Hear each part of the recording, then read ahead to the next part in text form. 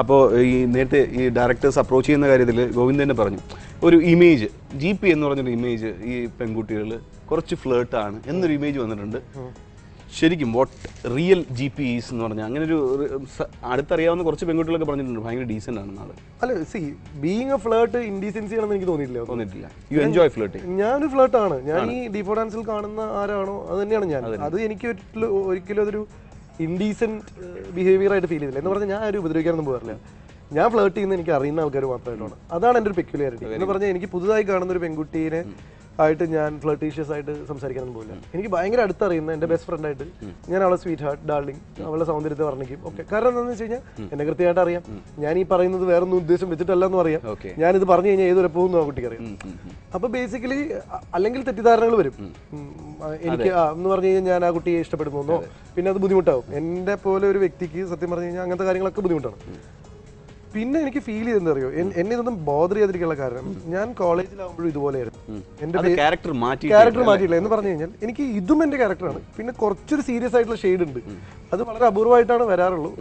എന്ന് പറഞ്ഞാൽ ഞാൻ ചില സമയത്ത് എന്റേതായിട്ടുള്ള ചിന്തകളിൽ, എന്റേതായിട്ടുള്ള തോട്ട്സുകളിൽ വായന പോലെയുള്ള അല്ല മൂഡ് വേരിയേഷൻ അല്ല, അത് നാച്ചുറൽ ആയിട്ട് എൻ്റെ ഒരു സ്വഭാവമാണ്. ഇപ്പോൾ ഫോർ എക്സാമ്പിൾ ഈ ഒരു ഇന്റർവ്യൂവിൽ നിങ്ങൾ എൻ്റെ അടുത്ത് വളരെ സീരിയസ് ആയിട്ടുള്ള ചോദ്യങ്ങളാണ് ചോദിക്കുന്നത്. മലയാള സിനിമയിലുള്ള വ്യത്യാസങ്ങൾ, ന്യൂ ജനറേഷൻ ട്രെൻഡുകൾ, അല്ലെങ്കിൽ അതിനുള്ള ചിന്തകളിലുള്ള വ്യത്യാസം എന്നൊക്കെ ചോദിച്ചാൽ ഞാൻ അതിന് ഉത്തരം പറയും. നേരെ മറിച്ച് നിങ്ങൾ ചോദിക്കുന്നു GP ഒരു ഫ്ലേർട്ടാണോ, പെൺകുട്ടികളോടുള്ള സമീപനം, അപ്പോൾ എൻ്റെ ഉത്തരങ്ങൾ അങ്ങനെ ആയിരിക്കും. അല്ലെങ്കിൽ നമ്മൾ താടിനെ കുറിച്ച് സംസാരിക്കും അതായിരിക്കും. അപ്പോൾ ആ ഒരു ചേഞ്ച് എനിക്കുണ്ട്. പിന്നെ കോളേജ് പഠിക്കുമ്പോൾ മുതലേ ഞാൻ എൻ്റെ ക്യാരക്ടർ ഇങ്ങനെ മെയിൻറ്റെയിൻ ചെയ്തുകൊണ്ടും എന്നെ മനസ്സിലാക്കുന്നവർ എന്നെ കൃത്യമായി മനസ്സിലാക്കിയിരുന്നുകൊണ്ടും ഒരാൾ എന്നെ തെറ്റിദ്ധരിക്കാറില്ല. അതുകൊണ്ട് എനിക്ക് ആ ഇമേജിനെ കുറിച്ച് പേടിയുണ്ടായിരുന്നില്ല. എൻ്റെ അടുത്ത് പ്രസന്ന മാസ്റ്റർ ചോദിച്ചിട്ടുണ്ട്, എടാ നിനക്ക് ഇപ്പോൾ ഒരു ഇമേജ് എന്ന് പറഞ്ഞു കഴിഞ്ഞാൽ നീ പെമ്പിള്ളേരെയൊക്കെ വളയ്ക്കാൻ ശ്രമിക്കുന്ന ഒരു വ്യക്തിയാണ്, അല്ലെങ്കിൽ നീ ഭയങ്കര പഞ്ചാര എന്നുള്ളൊരു ഇമേജ് ഉണ്ടാവാൻ സാധ്യതയുണ്ട്. ഞാൻ പറഞ്ഞിട്ടുണ്ടായിക്കോട്ടെ, അതിനെന്താ അങ്ങനത്തെ ഒരു തെറ്റിദ്ധാരണ പലർക്കും ഉണ്ടായിരുന്നു. പക്ഷേ ഒരു കുട്ടി പോലും അതും പേടിച്ച് എൻ്റെ അടുത്ത് ഡിസ്റ്റൻസ് ഇട്ടില്ല. എനിക്ക് ഏറ്റവും കൂടുതൽ കോള് വന്നിട്ടുള്ള വിമൻസ് കോളേജിൽ നിന്നാണ് ഗസ്റ്റ് ആയിട്ട്. അപ്പോൾ എനിക്ക് അങ്ങനെ ഒരു ഇമേജ് പ്രശ്നം ഉണ്ടായിരുന്നെങ്കിൽ, പിള്ളേർക്ക് അങ്ങനെ പേടിയായിരുന്നെങ്കിൽ അവരെന്നെ അടുപ്പിക്കില്ലല്ലോ. അപ്പൊ ആ ഒരു പേടി എനിക്കുണ്ടല്ലോ. In fact I enjoy this Romeo image. അപ്പോൾ അത് ഞാൻ എന്നും വളരെ നാച്ചുറൽ ആയിട്ട് സെലിബ്രേറ്റ് ചെയ്യുന്ന ഒരു സാധനമാണ്. ഓക്കെ, അപ്പൊ അത് ആക്ടിംഗിൽ ഇപ്പം നിങ്ങൾ ആയിട്ടുള്ള കോമ്പിനേഷൻ സീൻസ്, സോങ്സ് നമ്മൾ കാണുമ്പോഴും അത് എത്രത്തോളം ഇൻവോൾവ് ചെയ്യുന്നു? ആ സോങ്ങിൽ ഫ്ലേർട്ടിംഗ് ആയിരുന്നില്ല വേണ്ടത്, അതിലൊരു കൃത്യം ഇന്റിമസിയാണ്. അല്ല ഞാൻ പറയുന്നത് അതൊരു ജസ്റ്റ് മാരീഡ് കപ്പിൾ ആയിരുന്നു. അപ്പൊ അവിടെ വേണ്ടത് എന്തായിരുന്നു എന്ന് വെച്ച് കഴിഞ്ഞാൽ ഇവര് ഒരു ജസ്റ്റ് മാരീഡ് ആയിട്ടുള്ള ഈ ഫ്രെഡി എന്ന് പറയുന്ന ക്യാരക്ടർ അനാഥനാണ്. മിയയുടെ ക്യാരക്ടർ അതിനകത്ത് അച്ഛനും അമ്മയും വേണ്ടെന്ന് വെച്ച് ഫ്രെഡിയുടെ കൂടെ വന്നിരിക്കണം. അപ്പോൾ ദേ ആർ ഓൾ ടു ദെംസെൽഫ്. അപ്പോൾ സ്വാഭാവികമായിട്ടും അവർക്ക് അവർ മാത്രമേ ഉള്ളൂ. അപ്പോൾ അവർ തമ്മിലുള്ളൊരു ഇൻറ്റിമസി, അവർ തമ്മിലുള്ള ഒരു ഇന്ററാക്ഷൻ അത്രയും അധികം ആയിരിക്കും. കാരണം എന്താണെന്ന് വെച്ച് കഴിഞ്ഞാൽ അവരെ സ്നേഹിക്കാൻ ഇവർ രണ്ടുപേരും മാത്രമേ ഉള്ളൂ. അപ്പോൾ ഞങ്ങൾക്ക് ആ പാട്ടിൽ ആ ഒരു ഇൻറ്റിമസി കാണിക്കണം എന്നുണ്ടായിരുന്നു. മിയ ആയതുകൊണ്ട് എനിക്ക് കുറച്ചുകൂടെ ഹെൽപ്ഫുൾ ആയി. കാരണം മിയ എൻ്റെ നല്ലൊരു സുഹൃത്താണ്. ഞാൻ നേരത്തെ പറഞ്ഞ സംഭവം ഇപ്പൊ എൻ്റെ സുഹൃത്തുക്കളുടെ അടുത്ത് ഞാൻ ഭയങ്കര കംഫർട്ടബിൾ ആയി കാര്യത്തിൽ. അപ്പം മിയനെ കെട്ടിപ്പിടിക്കാനും മിയായിട്ട് ഭയങ്കര ഇന്റിമേറ്റ് ആയിട്ട് പെരുമാറാനും എനിക്ക് ബുദ്ധിമുട്ടില്ല. കാരണം മിയ അത് ഏത് രീതിയിൽ എടുക്കുന്നു, അല്ലെങ്കിൽ മറ്റേത് ഇപ്പൊ നമ്മൾ പുതുതായിട്ട് പരിചയപ്പെടുന്ന ഒരു നടിയാണെങ്കിൽ ചിലപ്പോൾ നമ്മൾ 3-4 തവണ ചോദിക്കണം, ഞാനിവിടെ കൈവച്ചോട്ടെ, ചിലപ്പോൾ ഞാൻ ഇങ്ങനെ ചെയ്യുമ്പോൾ ഇങ്ങനെ ചെയ്യുമായിരിക്കും. അപ്പം നമ്മൾ അവരുടെ കംഫർട്ട് സോണും കൂടെ ചോദിക്കണം. അതെപ്പോഴും നമുക്ക് റെസ്ട്രിക്ഷനാണ്. മീ ആകുമ്പോൾ she'll take in the right spirit. അത് ഞങ്ങൾക്കറിയാം, that is like we are very good friends എന്ന്. അതിനെ ഭയങ്കരമായിട്ട് സഹായിച്ചിട്ടുണ്ട്. അത് ഇന്റിമേറ്റ് സീൻ ചെയ്യാൻ മാത്രമല്ല, സെക്കൻഡ് ഹാഫിൽ ഈ പറഞ്ഞ പോലെ ഇതിനകത്ത് ശരിക്കും നല്ല പെർഫോമൻസ് ആയിട്ടുള്ള സാധനങ്ങളുണ്ട്. ഇപ്പം മിയ നല്ലൊരു പെർഫോമറാണ്, അതെനിക്ക് സഹായിച്ചിട്ടുണ്ട്. കാരണം ആ ഒരു ലെവലിലേക്ക് ഉയർന്ന് മീൻസ് എല്ലാവരും ഒരേപോലെ അത് കൊണ്ടുപോയാൽ ആ സീൻ നിൽക്കുള്ളൂ. അപ്പോൾ മിയ ആയതുകൊണ്ട് തന്നെ എനിക്ക് വളരെ ഓപ്പണായി ചോദിക്കാം, ഞാൻ ചെയ്ത ആ റിയാക്ഷൻ കുളമായ മറ്റേ എനിക്ക് ചോദിക്കാൻ തോന്നില്ല. വേറൊരു ആക്ട്രസ് ആണെങ്കിൽ ഞാൻ വേറെ ആരെങ്കിലും എടുത്ത് പോയിക്കും, ഇത് ഞാൻ ചോദിക്കാം അത് കുറച്ച് ഓവറായത്. അപ്പോൾ അവൾ തുറന്ന് പറയും ചെയ്യും, അവൾ പറയും അത് ഇത്ര വേണ്ട, കുറച്ചൊരു പൊടിക്ക് കുറച്ച് കൊടുത്താൽ മതി, കറക്റ്റ് ആയിരിക്കും. അപ്പോൾ ഞാൻ പറയും എനിക്കൊരു ടേക്ക് കൂടെ വേണം. അത്തരം ഗുണങ്ങളുണ്ടായി, ഫ്രീഡം ഉണ്ട്, അത് നല്ല കാര്യം. അതുകൊണ്ടാണ് ഇപ്പൊ നിവിൻ പോളി പോലുള്ള ആൾക്കാരൊക്കെ ഫ്രണ്ട്സിനൊപ്പം എപ്പോഴും വർക്ക് ചെയ്യുന്നത്. അൽഫോൺസിന്റെ അടുത്തൊന്നും പറയാൻ പറ്റുമായിരിക്കും. മറ്റേ നമുക്ക് എന്താന്ന് വെച്ച് കഴിഞ്ഞാൽ നമ്മളൊരു ആക്ടറാണ്, അപ്പോൾ GP എന്ന് പറഞ്ഞൊരു ഇമേജ് കൊണ്ടാണ് പോകുന്നത്. ഇനിയിപ്പോൾ ഞാൻ അങ്ങനെ ചോദിച്ചു കഴിഞ്ഞാൽ ഞാനൊരു ചെറിയ ആളായി പോവും. ഇതൊക്കെ ഇത് മാനുഷികമായിട്ട് വരുന്ന കുറച്ച് പ്രശ്നങ്ങൾ അവരോട് പറഞ്ഞാൽ അവര് തന്റെ പണി മാത്രം. ഇതൊക്കെ വളരെ ക്രൂഷ്യൽ മൊമെന്റിലാണ് ഈ അനാവശ്യ സാധനങ്ങളൊക്കെ നമ്മുടെ മനസ്സിലേക്ക് കയറി വരിക. ഏറ്റവും വലിയ പ്രശ്നം അതുവരെ ഇതൊന്നും ഒരു പ്രശ്നമായിരിക്കില്ലേ. കാര്യമായിട്ടൊരു പെർഫോമൻസ് ആകെ 5 മിനിറ്റേ ഉള്ളൂ, ലൈറ്റ് 5 മിനിറ്റിൽ ഇത് പെർഫോം ചെയ്യണം എന്നുള്ള സമയത്താണ് സഭാകമ്പം, അപഹർഷതാബോധം തുടങ്ങിയ എല്ലാ വൃത്തിയുടെ സാധനങ്ങളും നമ്മുടെ ഉള്ളിലേക്ക് കയറി വരിക. പിന്നെ ഒരു ആക്ടറിന്റെ ആവശ്യമാണ് ഇതെല്ലാം പുറത്തെടുക്കുക എന്നുള്ളത്. ഈ ആക്ടിങ്ങിന് വേണ്ടിയിട്ട് ഇപ്പോൾ ഒരുപാട് സീരിയസ് ആയിട്ട് ആക്ടിങ് എടുക്കുന്നതുകൊണ്ട് തന്നെ പ്രിപ്പറേഷൻസ് എന്തെങ്കിലും ചെയ്യാറുണ്ട് ഷോർട്ടിന് മുമ്പ് how do you prepare your to be very frank, എനിക്ക് സത്യം പറഞ്ഞൊരു ആക്ടിങ് കോഴ്സ് ചെയ്യണം എന്നുള്ള ആഗ്രഹമായിരുന്നു. പക്ഷേ ഞാൻ MBAക്ക് വേണ്ടി 2 കൊല്ലം മാറ്റി വെച്ചുകൊണ്ട് ഇനി ആക്ടിങ് കൂടി പഠിക്കാൻ പോയി കഴിഞ്ഞാൽ പിന്നെ ഇങ്ങോട്ട് തിരിച്ചു വന്നിട്ട് കാര്യമില്ല എന്നുള്ളത് തോന്നിയുകൊണ്ട് ഞാൻ തിരിച്ച് ഓടി വന്നതാണ്. അപ്പോൾ എനിക്കൊരു ഫോർമൽ ട്രെയിനിങ് ആക്ടിങ്ങിൽ കിട്ടിയിട്ടില്ല. അപ്പോൾ എൻ്റെ ഫസ്റ്റ് സിനിമ അടയാളങ്ങൾ എന്നുള്ളത് തന്നെ വലിയ ചാലഞ്ചായിരുന്നു. കാരണം അന്ന് ഒരു ആക്ടിങ് ബാക്ക്ഗ്രൗണ്ടും ഇല്ലാതെ കാര്യമായിട്ടുള്ള സിനിമയെക്കുറിച്ചുള്ള ഒരു ധാരണയില്ലാതെ ഇത്രയും വലിയൊരു ക്യാരക്ടർ എനിക്ക് തന്നപ്പോൾ എളുപ്പമായിരുന്നില്ല ഹാൻഡിൽ ചെയ്യാൻ. പക്ഷേ അതിന് 5 സ്റ്റേറ്റ് അവാർഡും ഏറ്റവും മികച്ച ചിത്രം 2008 അതിൽ നായകൻ എന്ന നിലയിൽ എനിക്ക് ഭയങ്കര പ്രചോദനമായിരുന്നു. കാരണം പലരും എൻ്റെ അടുത്ത് ചോദിച്ചിരുന്നു സ്കൂൾ ഓഫ് ഡ്രാമയാണോ? അതെ.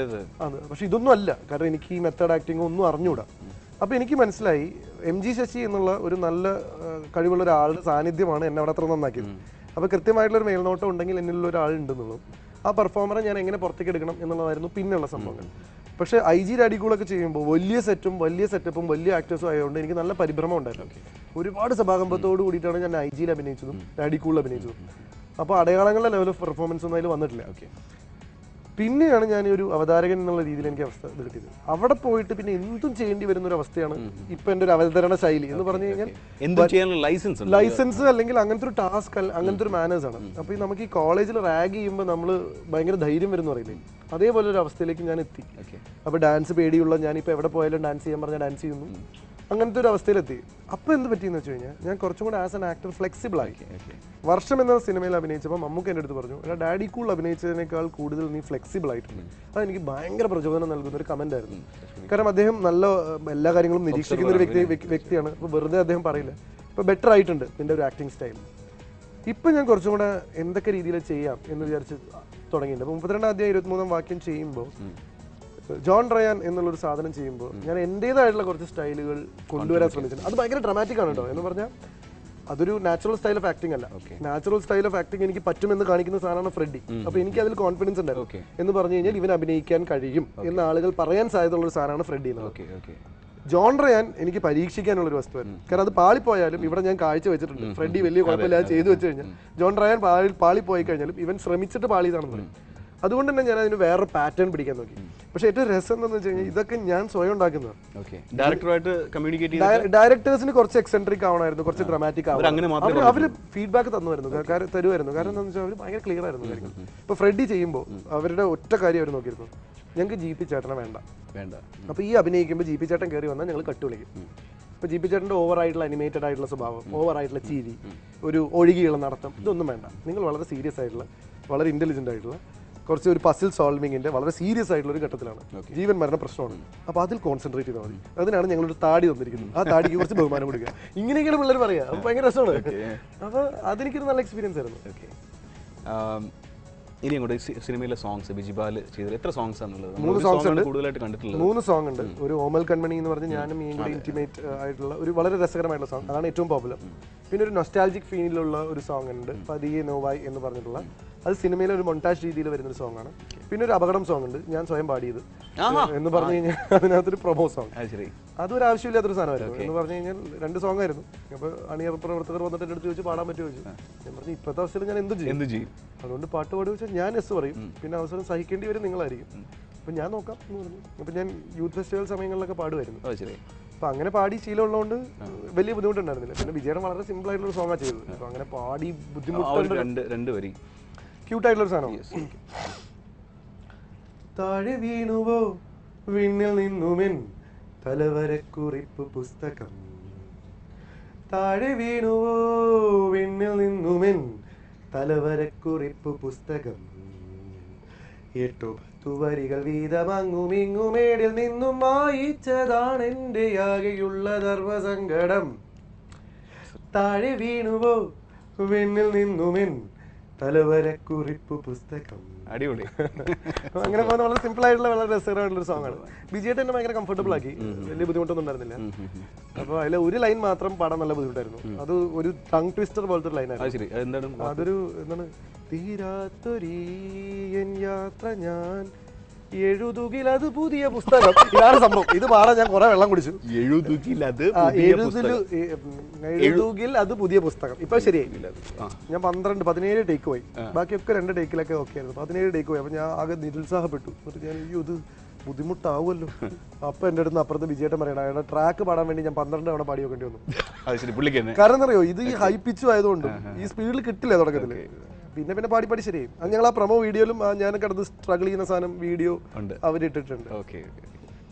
അപ്പോൾ ഈ സിനിമ നെക്സ്റ്റ് വരാൻ നെക്സ്റ്റ് ഞാൻ ചെയ്യുന്ന ഉള്ളാട്ടൽ ഫിലിംസിന്റെ ഞാൻ ഉണ്ണി മുകുന്ദനും നായകനാവുന്ന ഒരു സിനിമയാണ്. മായമോഹിനിക്കൊക്കെ ശേഷം ജോസ് തോമസ് സാർ ചെയ്യുന്ന സിനിമയാണ്. അപ്പോൾ കുറച്ച് കാലത്തിന് ശേഷം ഞാനൊരു വലിയ സിനിമയുടെ ഭാഗമാണ്. കാരണം ജോസ് തോമസ് സാർ ഇപ്പോൾ വലിയ സിനിമകൾ, വലിയ കമേഴ്ഷ്യൽ സിനിമകൾ ചെയ്യുന്ന ഒരു വ്യക്തിയാണ്.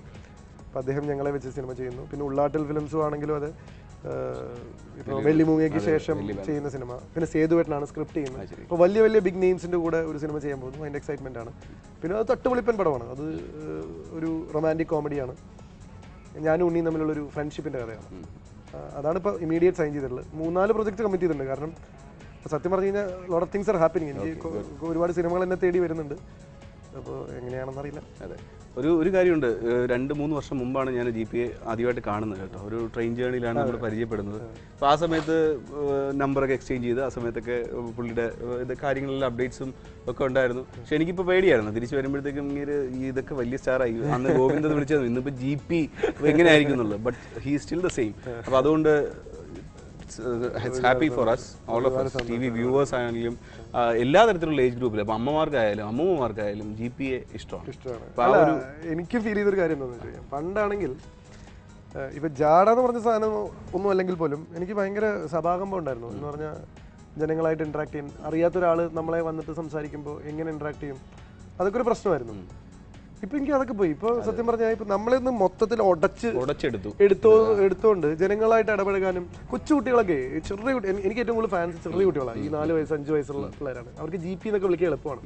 പിന്നെ അവിടെ കാണിക്കുന്ന കോപ്രായത്തരങ്ങളൊക്കെ കൂടുതൽ റിലേറ്റ് ചെയ്യ പിള്ളേരാണ്. അപ്പൊ അവർ ഭയങ്കര നിഷ്കളങ്കരാണ്. അപ്പൊ ഓരോ സ്ഥലത്തും ഇപ്പൊ കാനഡയിൽ ഞാനൊരു ഷോ ചെയ്തിരുന്നു. ഇപ്പൊ ഒരുപാട് ഷോസ് ചെയ്യുന്നുണ്ട്. ഇത് കാണുന്നുണ്ട്. ഇപ്പൊ കാനഡയിൽ പോയിട്ടൊക്കെ ഷോ ചെയ്തപ്പോൾ ഒരു 5 വയസ്സ് 6 വയസ്സായിട്ടുള്ള കുട്ടി, ഞാനിങ്ങനെ വെള്ളം കുടിക്കാനോട് പുറത്ത് പോയപ്പോൾ എന്നെ കണ്ടപ്പോൾ കുട്ടി തിരിച്ചറിഞ്ഞിട്ട് കുട്ടി ആദ്യം ചെന്ന് ഹായ് എന്ന് പറഞ്ഞ് ഓടി വന്ന് കെട്ടിപ്പിടിക്കണേ. ഞാൻ ആ കുട്ടി ജീവിതത്തിൽ ആദ്യമായിട്ടാണ് കാണുന്നത്. അപ്പൊ ആ കുട്ടിയെ കെട്ടിപ്പിടിക്കാൻ എനിക്കും ഒരു ബുദ്ധിമുട്ടുണ്ടായിരുന്നില്ല. ആ കുട്ടിക്ക് ഒരു സംശയം ഉണ്ടായിരുന്നില്ല. അതൊരു ഭാഗ്യമാണ് ശരിക്കും. ആളുകളായിട്ട് അങ്ങനെ വേണം നമ്മൾ ഇടപഴകാൻ. നമുക്ക് ഒരു ഡിസ്റ്റൻസ് കൂടുമ്പോൾ ആൾക്കാരെ ഒന്ന് ഫോട്ടോ എടുക്കാൻ പറ്റും. നമ്മൾ ശരിക്കും മലയാള സിനിമയിൽ ഇപ്പം നമ്മുടെ ചാക്കോച്ചൻ വന്നപ്പോൾ ഉണ്ടായ ഒരു ഇമ്പാക്ട്, അതൊക്കെ ബിഗ് സ്ക്രീനില്ല. പൃഥ്വിരാജ് വന്നപ്പോൾ ഉള്ള ഇമ്പാക്ട് അത് ചെറിയ സ്ക്രീനിലൂടെ GP കിട്ടിയിട്ടുണ്ട്. അത് ശരിക്കും ഒരു ഭാഗ്യമാണ്. കാരണം എന്താണെന്ന് വെച്ചാൽ ഇതിന് മുമ്പ് ആരും ചെയ്തിട്ടില്ല. ഇനി ആൾക്കാർ ചെയ്യുമെന്നറിയില്ല. പക്ഷേ എനിക്ക് കിട്ടിയ ഒരു സ്പേസ് വളരെ യുണീക്ക് ആയിട്ടുള്ള സ്പേസ്. നമ്മുടെ ഈ ചെറിയ സ്ക്രീനിന്റെ പവറും കൂടെ കാണിച്ചു കൊടുത്തു. അയ്യോ, അത് ഭയങ്കരമാണ്. കാരണം എനിക്ക് എപ്പോഴും ഫീൽ ചെയ്തില്ല. സത്യം പറഞ്ഞാൽ ഞാൻ ടെലിവിഷൻ കാണാറില്ല. അത് ഞാൻ ഡിഫോ ഡാൻസ് ചെയ്തില്ലെങ്കിൽ അത് ജീവിതത്തിൽ ഏറ്റവും വലിയ മണ്ടത്തരമായി പോയാണ്. കാരണം എനിക്കെപ്പോഴും സിനിമ ഭ്രമമുള്ളത് കൊണ്ട് തന്നെ ടെലിവിഷൻ ജനങ്ങളിലേക്ക് ഇത്രയധികം ഇറങ്ങി ചെല്ലുന്നുണ്ടെന്ന് അറിയുന്നുണ്ടായിരുന്നില്ല. കാരണം ഞാൻ TV കാണാറില്ല. അപ്പോൾ എനിക്ക് ആ ഒരു സംഭവത്തെക്കുറിച്ച് അറിയുന്നുണ്ടായിരുന്നില്ല. ഇതിപ്പോൾ എവിടെ പോയാലും ഞാനൊരു ഗ്രാമത്തിൻ്റെ ഉൾപ്രദേശത്ത് നമുക്ക് TV പോലും ഉണ്ടോ എന്ന് സംശയം തോന്നുന്നൊരു സ്ഥലത്ത് പോയാലും, കാനഡ പോലെയുള്ള ഒരു മഹാരാജ്യത്ത് വേറെ എവിടെയോ മലയാളികളൊക്കെ വളരെ മാത്രമുള്ള മലയാളികൾ പോയാലും അവിടെയൊക്കെ ആൾക്കാർ എന്നെ തിരിച്ചറിയുന്നുണ്ട് എന്നുള്ളത് വലിയ കാര്യമാണ്. പക്ഷെ തിരിച്ചറിയുന്നുണ്ട് എന്നുള്ളതിനേക്കാൾ കൂടുതൽ അവരൊക്കെ എന്നെ അവരുടെ ഒരു വീട്ടിലെ അംഗത്തെ പോലെയാണ് കരുതുന്നത്. അത്രയും സ്നേഹത്തോടാണ് എൻ്റെ അടുത്ത് പെരുമാറുന്നത്. എനിക്ക് തോന്നുന്നില്ല ഒരു ഓസ്കാർ അവാർഡ് കിട്ടിയ പോലെ എനിക്ക് ഇത്രയും സന്തോഷം ഉണ്ടാവുന്നു. തീർച്ചയായിട്ടും ഞാൻ ഉൾപ്പെടെയുള്ള ആൾക്കാർ ഡെയിലി പ്രാർത്ഥിക്കാറുണ്ട്. ശരിക്കും പറഞ്ഞാൽ ആത്മാർത്ഥമായിട്ട് പ്രാർത്ഥിക്കാറുണ്ട്. GP ദൈവമേ ഒരുപാട് തിരക്കുള്ളൊരു സൂപ്പർ സ്റ്റാറായി മാറുന്ന ഒരുപാട് സിനിമ കിട്ടണേ. കാര്യം അങ്ങനെയൊക്കെ പോയാലേ ആങ്കറിങ്ങിന് നമ്മളെ ആരെങ്കിലും വിളിക്കുള്ളൂ. ഒരു നല്ല ഷോ ചെയ്യാൻ പറ്റണമെങ്കിൽ പുള്ളി നല്ല തിരക്കായി മാറിയാലേ വിളിക്കുള്ളൂ. എന്തായാലും ആ പ്രാർത്ഥനയുണ്ട് ഞങ്ങൾ ഒരുപാട് ആങ്കേഴ്സിൻ്റെയും. Wishing you all the very best. Thank U.